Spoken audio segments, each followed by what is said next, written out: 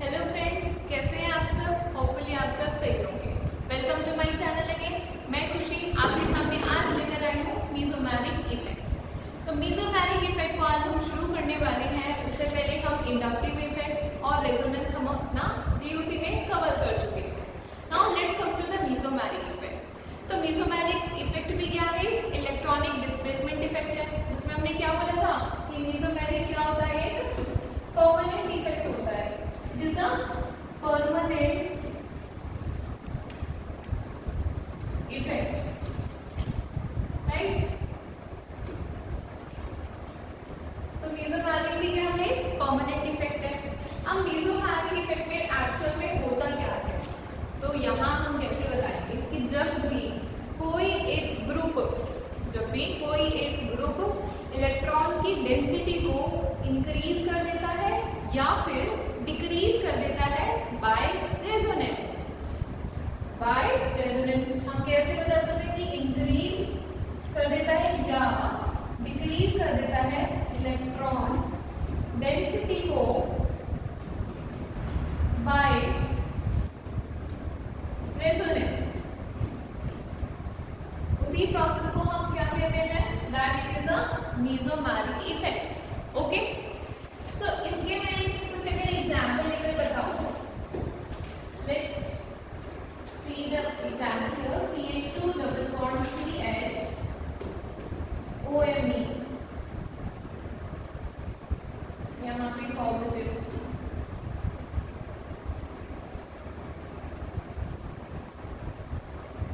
अब यहाँ पे देखो आप, ये OMe क्या है? यहाँ पे इलेक्ट्रॉन्स देगा, तो एक्चुअल में यहाँ पे जब इलेक्ट्रॉन्स को दे रहा है तो ये क्या है? प्लस n इफेक्ट शो कर रहा है, राइट? लेकिन अगर मैं इसी बनी CH3 CH2 पॉजिटिव NO2, अगर मैं कुछ ऐसे लगा देती,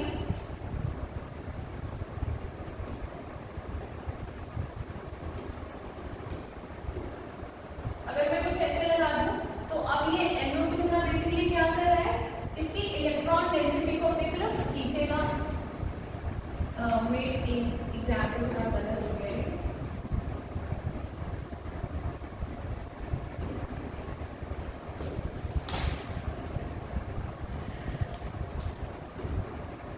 CH2 डबल बॉन्ड CH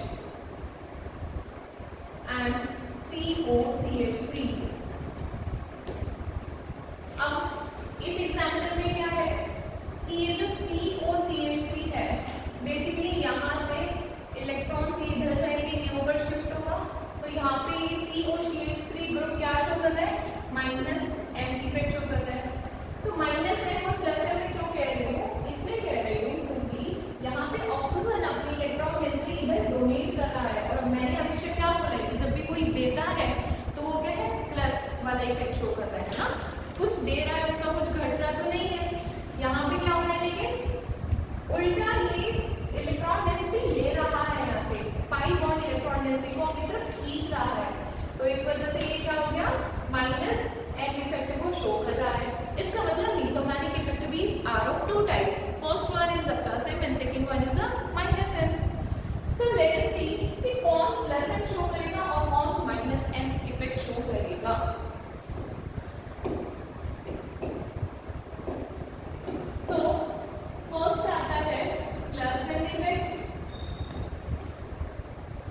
पता कैसे चलेगा कि कौन सा +m इफेक्ट शो करेगा?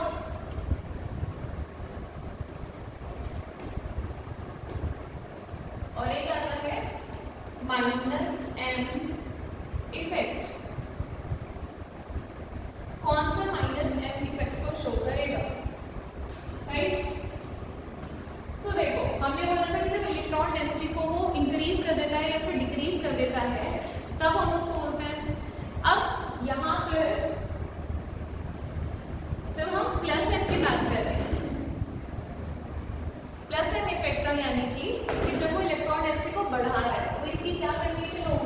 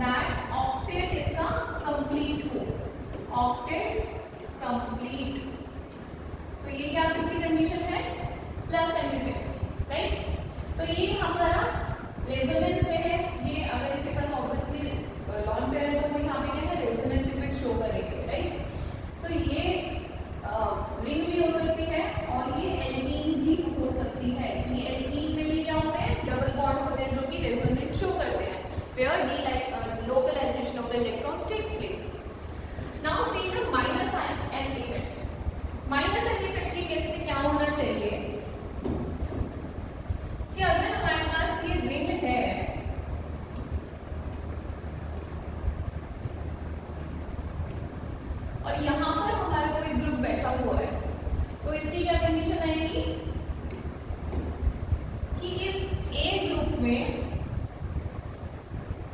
एम्प्टी ऑर्बिटल्स होने चाहिए, या तो p ऑर्बिटल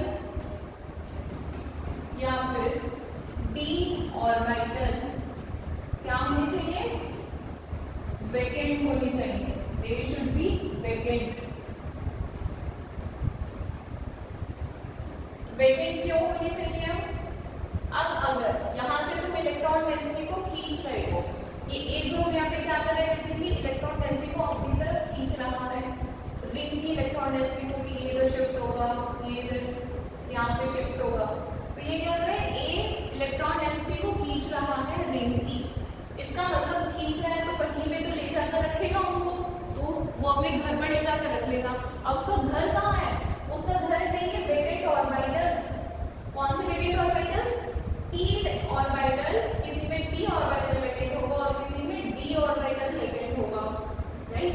जैसे कि मैं नेक्स्ट वाला बोलूं कि सेकंड कंडीशन क्या आएगी, दूसरी कंडीशन हो सकती है कि उसमें क्या है, pi star orbital, pi star orbital, pi star orbital खाली हो। अब ये पाई स्टार ऑर्बिटल क्या होता है?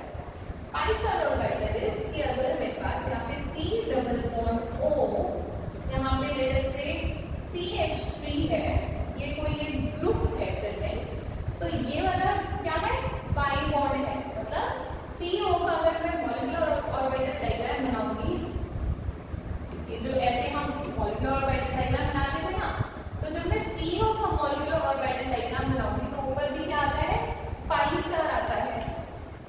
पाई है तो पाई स्टार होता है बेसिकली एंटी बॉन्डिंग ऑर्बिटल, है ना। अगर कोई भी बॉन्डिंग ऑर्बिटल है तो उसका एंटी बॉन्डिंग ऑर्बिटल भी क्या है, एग्जिस्ट करता है। ये हम सभी ने मॉलिक्यूलर ऑर्बिटल थ्योरी में बहुत अच्छे से पढ़ा है। तो इसका क्या होगा यहाँ पे, ऐसे ही जैसे ये पाई ऑर्बिटल है तो ये इसका क्या है, पाई स्टार ऑर्बिटल होगा, ओके। तो ये वाला किसका पाई स्टार ऑर्बिटल है, CO का, ओके। तो यहाँ तो वो इलेक्ट्रॉन्स को ले जाकर, जैसे अगर मैंने मान लो यहाँ पे CH2, यहाँ पे OMe रखा, तो यहाँ पे अगर O के लॉन पेयर्स है, अब मैंने बोला कि ये लॉन पेयर्स कहाँ जाएंगे, किसी के घर में तो जाएंगे जहाँ खाली जगह दिखेगी, तो यहाँ दिखेगी तो वो यहाँ जाएंगे, पाई स्टार ऑर्बिटल में, इसके CO ऑर्बिटल में। तो इससे हमें आइडेंटिफिकेशन तो पता चल गई है कि कौन से क्या है हमारे प्रेजेंट के, और इधर वाले माइनस से दिखते हैं कि ये एक्चुअली में दिखते कैसे हैं। अब देखो इनके कुछ एग्जांपल्स हम देखने को मिलेंगे हमें काफ़ी सारे, कौन प्लसेंट शो करेंगे, कौन माइनस एंड शो करेंगे, ठीक है। उसके हम फ्यू एग्जांपल्स का एक एग्जांपल लेकर देख लेते हैं कि कौन सा प्लसेंट शो करेगा और कौन सा माइनस एंड शो करेगा।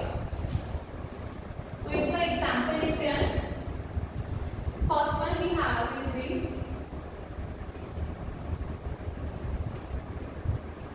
C डबल बॉन्ड OH,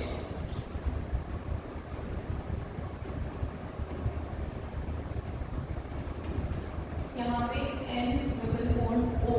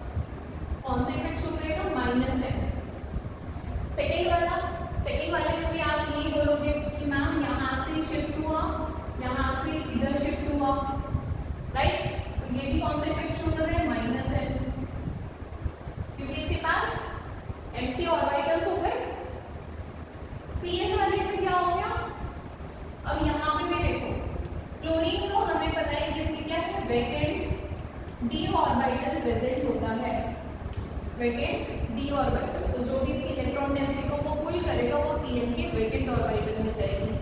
तो ये भी यानी कि माइनस एन इफेक्ट की प्रॉपर्टी को शो कर रहा है। Now let's come to the NH2 group. NH2 में नाइट्रोजन के पास लॉन पेयर हो गए, ऑक्टेट भी कंप्लीट है, 3 बॉन्ड्स भी बना रहा है और ये 2 हो गए। तो ये वाला कौन सा शो करेगा? प्लस एन इफेक्ट को शो करेगा कि यहाँ शिफ्ट होगी इलेक्ट्रॉन डेंसिटी, ये यहाँ शिफ्ट होगी। आगे रेजोनेंस करना तो आपको आता ही है कि उसके स्ट्रक्चर को कैसे बनाएंगे। CH2 माइनस, तो ये वाला अगर मैं बोलूँ तो ये एक्चुअल में ये इफेक्ट शो नहीं करेगा क्योंकि यहाँ पे क्या है इसका, यहाँ पे इसका कंप्लीट नहीं है। तो ये नेगेटिव चार्ज को हम नहीं बोलेंगे कि वो एक प्लस एन या माइनस एन इफेक्ट वाला शो कर रहा है, तो CH2 माइनस वाला नहीं होगा। Last one is BH3 minus. तो BH3 माइनस इसमें भी ये क्या है, ये रिप्रेजेंट नहीं करता, तो ये लॉन पेयर को रिप्रेजेंट नहीं करता। और हमने कंडीशन क्या बोली थी, that it should be lone pair होना चाहिए या फिर क्या है, ऑक्टेट कंप्लीट होना चाहिए। तो ना तो इसका ऑक्टेट कंप्लीट अगर वो दिखाना है तो नेगेटिव चार्ज है, तो दैट डज नॉट रिप्रेजेंट। तो ये भी क्या है, माइनस एन या फिर प्लस एन में शो नहीं करेगा। Okay, so these were the few examples of the plus N and the minus N effect, right. Now let's proceed to the stability part. हमें कैसे पता चलेगा कि कौन सा इफेक्ट किसका ज्यादा होगा, तो वो हम कैसे बताते हैं?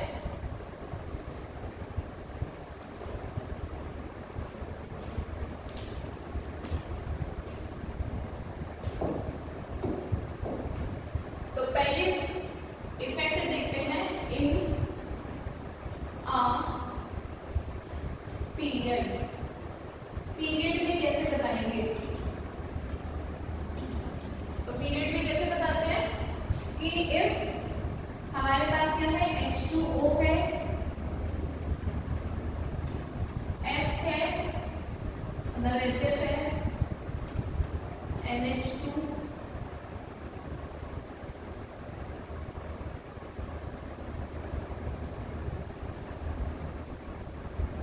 ऑलरेडी इनका नेगेटिव पार्ट ले लेते हैं, यहाँ पे माइनस है, यहाँ पे NH2 माइनस है ना। अब यहाँ पे कैसे पता चलेगा कि कौन सा ज्यादा हमारा प्लस एन वाले को हमारा रिप्रेजेंट करेगा? तो कैसे पता चलेगा? हमने बोला था जो सबसे ज्यादा देगा, कौन सबसे ज्यादा देगा?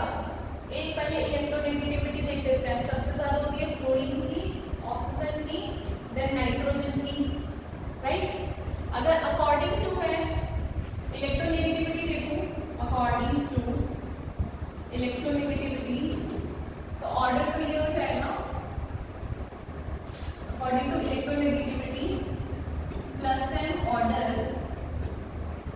हो जाएगा NH2 minus, then OH minus and then F minus. ये इसका ऑर्डर हो जाएगा।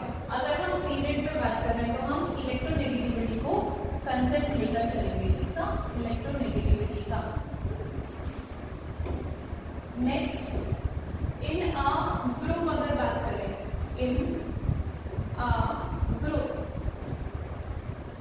ग्रुप कैसे? अगर मेरे पास ये एग्जाम्पल है, यहाँ पे फ्लोरीन है और यहाँ पे क्लोरीन है,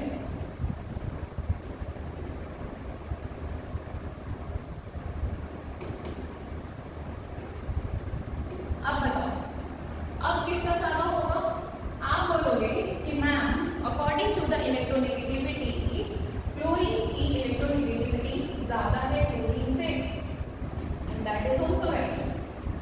तो आप बोलोगे कि क्लोरीन तो अब इलेक्ट्रॉन को देना नहीं चाहेगा। यहाँ पे मैं बोल सकती हूँ कि प्लस एन यहाँ पे तो डायरेक्टली प्रोपोर्शनल है, इनवर्सली प्रोपोर्शनल है इलेक्ट्रोनेगेटिविटी के। तो इसका मतलब प्लस एन क्लोरीन का ज्यादा होगा, क्लोरीन का ज्यादा होगा। आप बोलोगे कि इस अकॉर्डिंग तो मैम क्लोरीन का ज्यादा होगा क्योंकि इलेक्ट्रोनेगेटिविटी क्लोरीन की कम है, क्लोरीन अपने इलेक्ट्रॉन देना नहीं चाहेगा, क्लोरीन दे देगा, और क्लोरीन दे देगा तो यहाँ पे रेजोनेंस हो जाएगी और प्लस एन इफेक्ट शो कर देगा। But here is a twist. Twist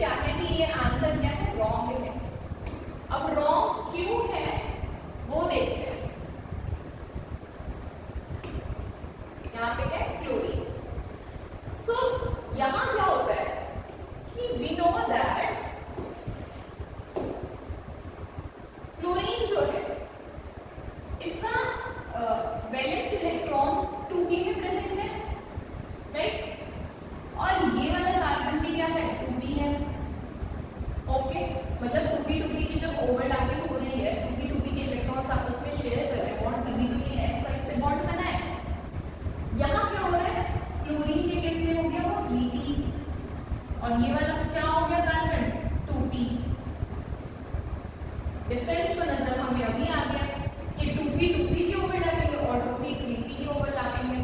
और सबसे बेटर ओवरलैपिंग कौन सी होगी, जो 2p की ओवरलैपिंग होगी। इसका मतलब प्लस एंड इफेक्ट इसका ज्यादा फिर शो होगा, इसका नहीं होगा, बिकॉज 2p ओवरलैपिंग यहाँ पे डोमिनेट कर रही है then the 3p 2p overlapping से। तो इसका मतलब यहाँ पे क्या है, ओवरलैपिंग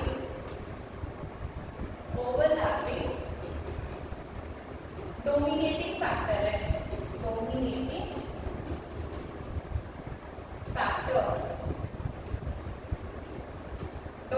फैक्टर है। तो इस वजह से यहाँ पे प्लस एन किसका ज्यादा हो जाएगा, पहले फ्लोरीन वाले का और उसके बाद क्लोरीन वाले का। अकॉर्डिंग टू इलेक्ट्रोनेगेटिविटी ये होती है, इसके अकॉर्डिंग प्लस एन होगा, क्लोरीन का कम और क्लोरीन का ज्यादा। और यहाँ हम लिख भी देते हैं कि but it is wrong.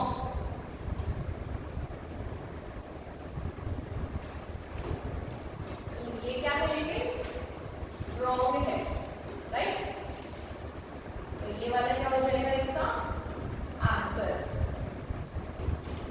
Okay, hopefully आपको ये वाला कंसेप्ट भी क्लियर होगा कि यहाँ पे 2p की ओवरलैपिंग डोमिनेट कर रही है, इस वजह से हम ये नहीं बोलेंगे। ओके, सो नेक्स्ट आते हैं।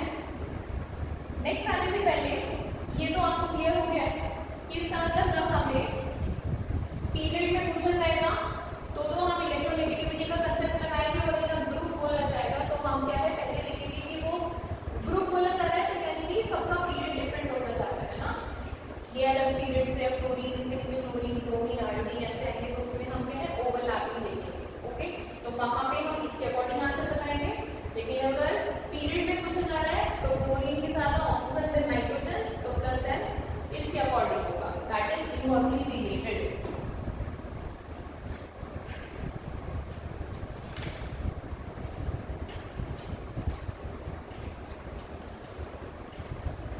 नेक्स्ट हम कुछ अभी एग्जाम्पल कर लेते हैं।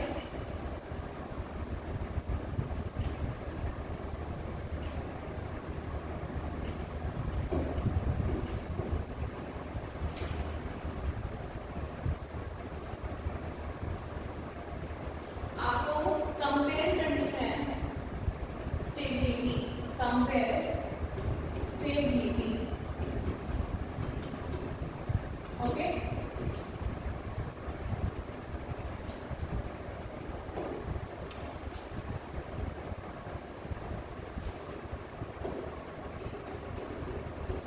Compare stability.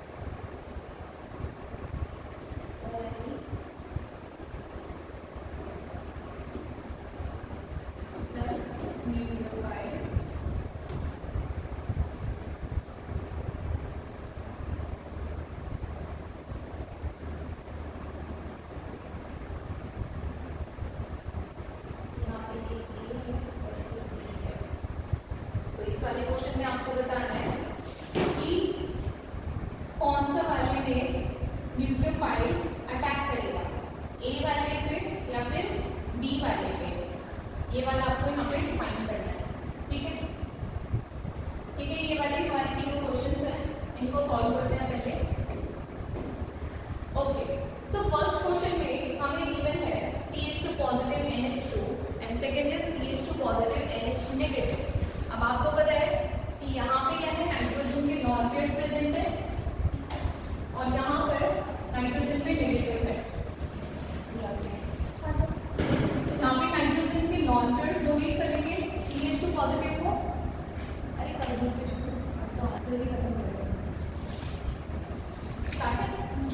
और यहाँ पे नेगेटिव डोनेट करेगा। सबसे ज्यादा स्टेबिलिटी किसकी होगी, इस वाली।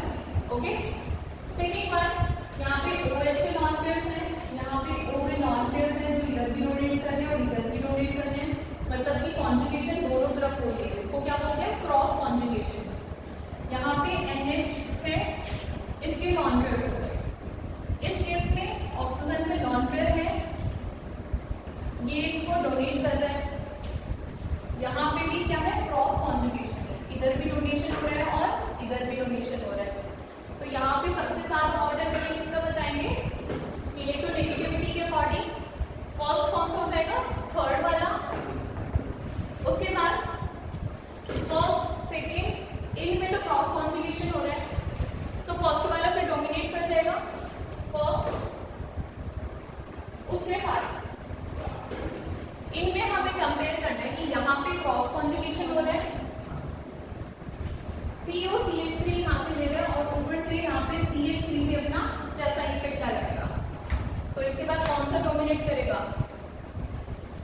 वहां पे डोनेशन ज्यादा हो रहा है, यहाँ पे कम हो रहा है, उसके बाद आएगा fifth, second and then fourth. Third वाले क्वेश्चन में A बॉन्ड है और B बॉन्ड है, कौन सा डबल बॉन्ड पे न्यूक्लियोफाइल अटैक करेगा, राइट। तो न्यूक्लियोफाइल इलेक्ट्रॉन रिच है, ये क्या है, इलेक्ट्रॉन रिच स्पीशीज है। NO2 का -N इफेक्ट यहाँ पर लगेगा, राइट, और यहाँ पर क्या है, OMe,